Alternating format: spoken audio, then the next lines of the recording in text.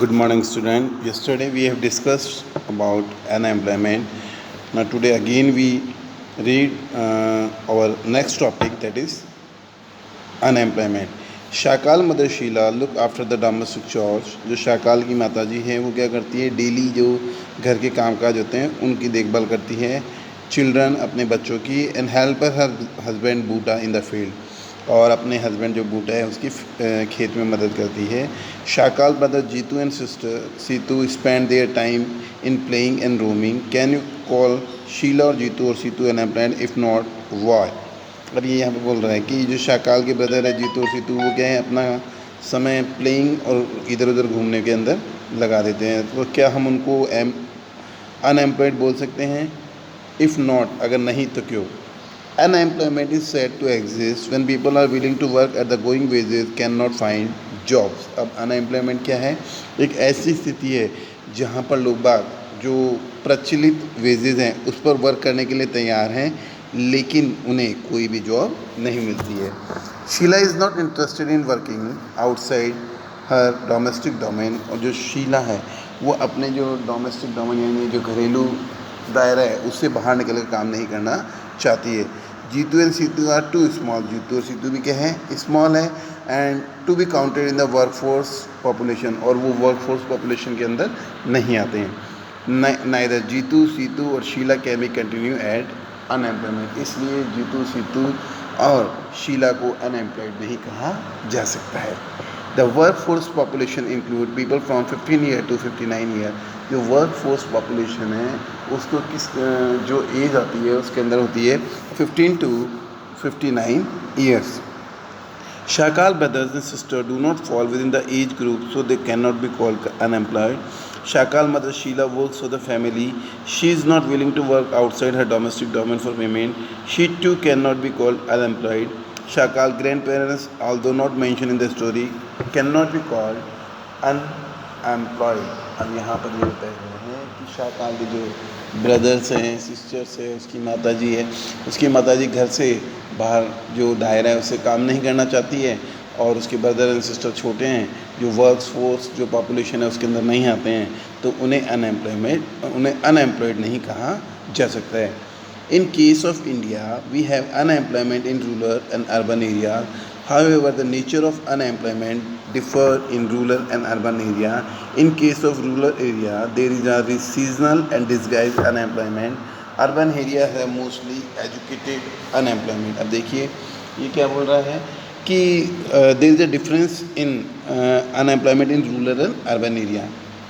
In urban areas, people are mostly face the educated unemployment, while in rural area people face seasonal and disguised unemployment. So let understand the term what we mean by seasonal and disguised unemployment.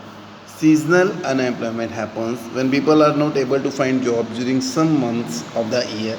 Seasonal जैसे कि नाम से ही मालूम है कि कुछ महीने में रहती है या कुछ सीज़न के दौरान कुछ व्यक्तियों को क्या मिलता है, एम्प्लॉयमेंट मिलता है, और बाकी सीज़न एंड होते ही वो अनएम्प्लॉयमेंट हो जाते हैं. People depend upon agriculture usually face such kind of problem. और जो लोग बाग रोजगार के अंदर व्यस्त हैं वो इस तरह की प्रॉब्लम को फेस करते हैं. There are certain busy season when sowing, harvesting, weeding and threshing is done. और कुछ ऐसे बिजी सीजन होते हैं जैसे सोइंग है, हार्वेस्टिंग है, वीडिंग है, थ्रेशिंग है. तो इन मंथ में वर्कर्स को वर्क मिलता रहता है, लेकिन ये जैसे ही सीजन ख़त्म होती है again they are unemployed. In case of disguised unemployment, people appear to be employed. They have agriculture plot where they find work. This usually happen among family member engaged in agriculture activity. अब देखिए ये क्या बोल रहा है कि disguise unemployment किसको बोलते हैं, कि जहाँ पर एक व्यक्ति के पास में एग्रीकल्चर फील्ड है, वो वर्क कर रहा है, लेकिन वहाँ पर उसकी ज़रूरत नहीं है क्योंकि ऑलरेडी बहुत सारे व्यक्ति वर्क कर रहे हैं, और जो रिमेनिंग वर्कर्स हैं उनकी प्रोडक्टिविटी क्या है, ज़ीरो है. जैसे सपोज़ हम ये कहें कि एक फील्ड में एक परिवार में 5 जने हैं और पाँचों व्यक्ति उस फील्ड के अंदर वर्क कर रहे हैं, लेकिन वहाँ पर ज़रूरत सिर्फ 2 ही व्यक्ति की है. जो 3 व्यक्ति हैं वो क्या कहलाते हैं, they are seems to be working, वो वर्क करते हुए नज़र आ रहे हैं, but their productivity is zero, उनकी प्रोडक्टिविटी क्या है, ज़ीरो है। The contribution made by 3 extra people does not add the contribution made by 5 people. In case of urban area, educated unemployment has become a common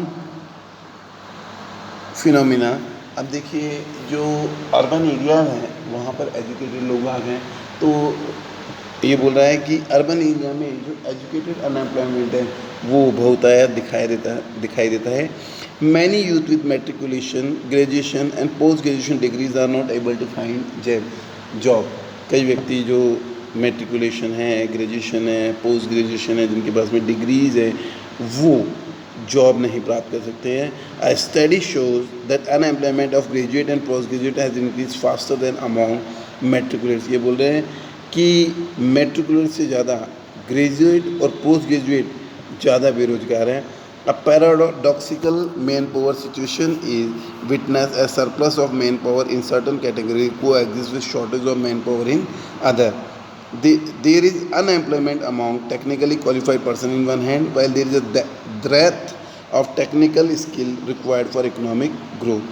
अभी क्या बोल रहा है कि एक कुछ क्षेत्रों में क्या है कि मैनपावर ज़्यादा है, और उसी तरफ दूसरी साइड में कुछ क्षेत्रों में मैन पावर क्या है, कम है।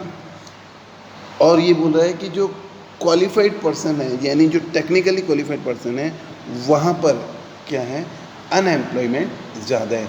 और उसी तरह से ये बोल रहा है कि इसी तरह से जो हमारी आर्थिक वृद्धि है उसमें भी क्या है, टेक्निकली रूप से तकनीकी जो कौशल है उसकी क्या है, कमी है।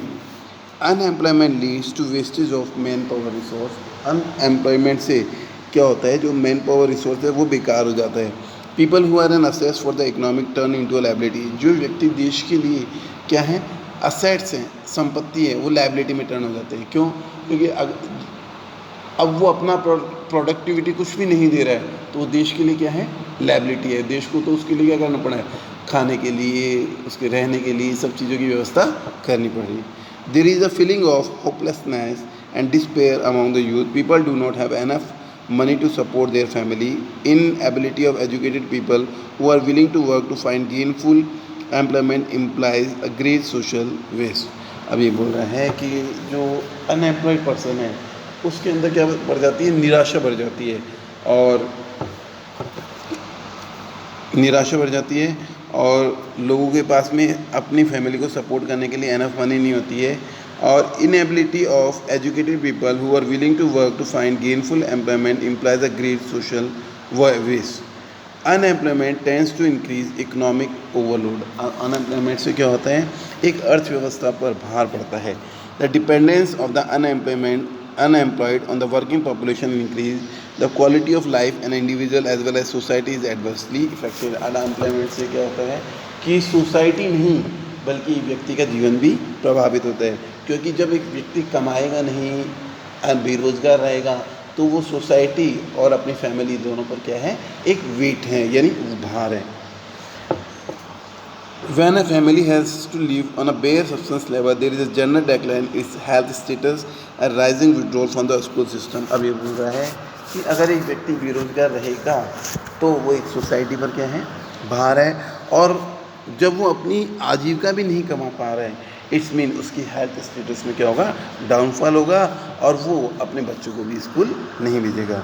Hence unemployment has detrimental impact on the overall growth of an economy. Increase in unemployment is an indicator of a depressed economy. It also wastes the resources which could have been gainfully employed. If people cannot be used as a resources, they naturally appear as a liability to the economy। अब ये बार बार यही बोल रहा है कि एक देश के लिए एक व्यक्ति जो काम नहीं करता है वो असेट नहीं होकर क्या है, लायबिलिटी है। In case of India, statistically, the unemployment rate is low. A large number of people represent with low income and productivity are counted as unemployed. They appear to work throughout the year, but in terms of their potential and income, it is not adequate for them. The work that they are pursuing seems forced upon them. They may therefore cannot They may therefore want other work of their choice. Poor people cannot afford to sit idle. They tend to engage in other activity irrespective of its earning potential. Their earning keeps them on a bare subsistence level. अब ये बोल रहे हैं कि एक जो व्यक्ति पढ़ा लिखा है, अब कई बार उसे क्या करना पड़ता है, अपनी क्षमता के अनुरूप काम नहीं मिलता है, तो उसकी जो स्किल्स है वो काम में नहीं आती है। और दूसरी तरफ अगर हम पुअर देखें पर्सन, तो वो बेकार नहीं बैठ सकते हैं, वो कुछ ना कुछ वर्क करते रहते हैं, लेकिन उनकी अर्निंग उतनी नहीं होती जिससे कि वो अपने घर का खर्च चला सके। Tomorrow we read more about unemployment. That's all for the today.